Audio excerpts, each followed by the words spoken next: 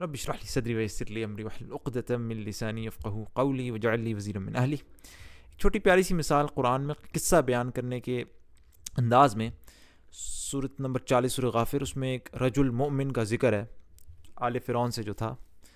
پڑھ لیں، اتنا کوئی لمبا چیپٹر نہیں ہے، یہ اتنی لمبی صورت نہیں ہے. اس میں جب فرعون حضرت موسیٰ علیہ السلام کو قتل کرنے کا وہ ارادہ کرتا ہے، اور فرعون نے کہا آیت نمبر 26 سے آگے، فرعون نے کہا مجھے چھوڑ دو کہ میں موسیٰ علیہ السلام کو مار ڈالوں. تو اس وقت جو ایک رجل مومن ہوتا ہے وہ بول پڑتا ہے، اور وہ کیا کہتا ہے، وقال رجل مومن آیت نمبر 28 میں، اور ایک مومن شخص نے جو کہ فرعون کے خاندان میں سے تھا اور اپنا ایمان چھپائے ہوئے تھا. اب دیکھیں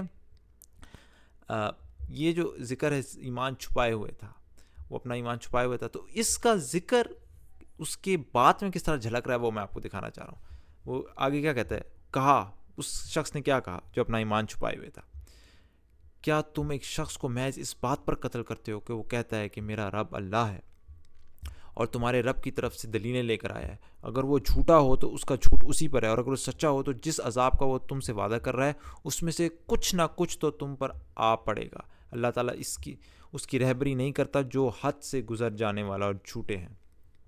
سبحان اللہ. اب آپ کو دکھانا کیا چاہ رہا ہوں کہ اس کے چھپنے کا قصے میں اس کے بعد میں کس طریقے سے ذکر کیا گیا ہے. یہاں پہ قرآن میں آپ یہ دیکھیں وہ کس طریقے سے ایمان چھپائے ہوئے تھا، اور اس کا ذکر کس طریقے سے کہ اس نے پہلے یہ نہیں کہا کہ اگر حضرت موسیٰ علیہ السلام سچے ہیں تو اس طرح ہو جائے گا، اس نے پہلے کہا جھوٹے ہیں. تو دیکھیں اس کے اندر اس کا ایک خوف یا اس کا وہ چھپانے کا عنصر ملتا ہے کہ اس نے پہلے کہا اگر وہ جھوٹا ہے، اگر حضرت موسیٰ علیہ السلام جھوٹے ہیں تو اس کا جھوٹ اسی پر ہے. تو پہلے جھوٹ کا ذکر کیا، یعنی کہ گویا کہ آپ اس کو اس طریقے سے سمجھ سکتے ہیں کہ چونکہ وہ لوگ تو حضرت موسیٰ علیہ السلام کے خلاف تھے، تو اگر ان کو جھوٹا کہا جاتا تو ان کو تھوڑی سی تسلی ہوتی کہ چلو اس کو جھوٹا ہی مان رہے. تو پہلے جھوٹ کا ذکر کیا جس سے دکھائی دیتا ہے کہ وہ کس طریقے سے ایک بیک فٹ پر تھے، تو اس کا جھوٹ اسی پر ہے.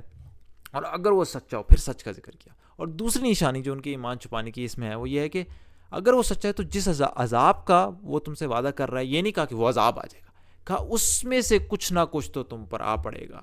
تو انہوں نے کیا کہا، یوسفکم بعض، اس میں سے کچھ حصہ، سارا نہیں، کچھ نہ کچھ تو تم پر آ پڑے گا، یعنی کہ سارا عذاب بھی جو وعدہ کیا. سبحان اللہ. تو یہ قرآن نے جس طریقے سے ان کا وہ کلام بیان کیا اور جو ڈیٹیلز تفاصیل ہمیں بتائی، اس میں بڑی انٹرسٹنگ چیز تھی کہ قرآن نے کس طریقے سے ان کے ایمان چھپانے کو ان کے اس کلام کے اندر سبحان اللہ ذکر کیا. میرے خیال میں کافی انٹرسٹنگ تھا. سبحانک اللہم و بحمدک اشہد ان لا الہ الا انت استغفرک و اتوب الیک.